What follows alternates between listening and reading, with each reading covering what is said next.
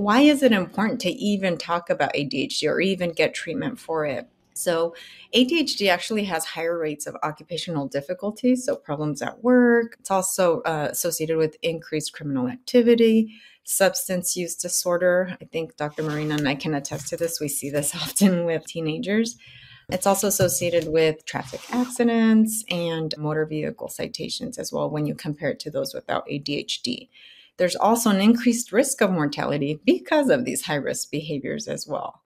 But of course, if you're listening today, it's important because we want you to be a doctor and you want to be a doctor. And we want to tell you that you can have ADHD and be a doctor as well. Whenever you think about starting anyone on any medication, you always have to weigh the risks with the benefits, right?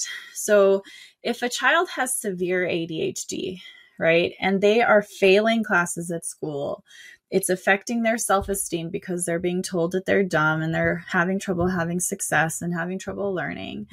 And then they're more likely, studies have shown that kids with severe ADHD that go untreated are actually more likely to turn to drugs and alcohol and get addicted to those substances, drop out of school, have difficulty later in life. And so, so the risk of not starting a medication is all of those things, right? And the risk of starting a medication, we use very specific doses that are not addictive. If you take them for a long period of time, there are some people that have difficulty tapering off of them if they've taken them daily for years and years and years. But for the most part, they are not nearly as addictive as people think that they are. And the benefits of taking this medication can be improved academic success, improved self-esteem, decreased risk of school failure, dropping out, turning to drugs and alcohol as self-treatment, right? I wanted to share this story about my office assistant, and she's wonderful. She's now in her mid-40s. And she told me the story of the fact that she was diagnosed with ADHD just a few years ago and started on medication.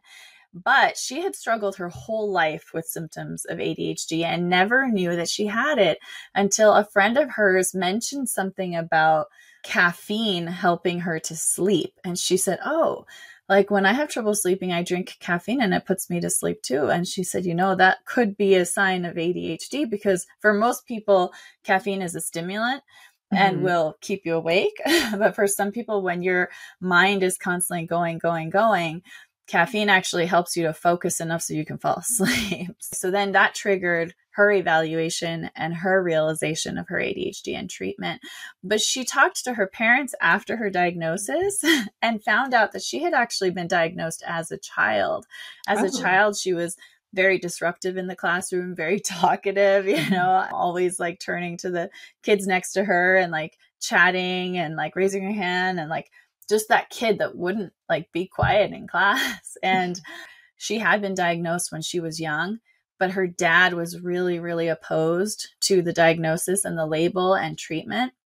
So every time she would get in trouble in school or start being disruptive, he would just change her school. And so she ended up being changed schools like 12 times when she was young. Oh, wow. And she looks back at it and she says, I wish my parents had just accepted the diagnosis and put me on medication. Like how much more could I have accomplished in my life? And my growing up years would have been so much easier and I wouldn't have had to go through all those changes at school and all that stuff. So she looks back and she's like, I wish my parents had just put me on medication when I was young and I would have avoided so many challenges in my life. Right. Yeah.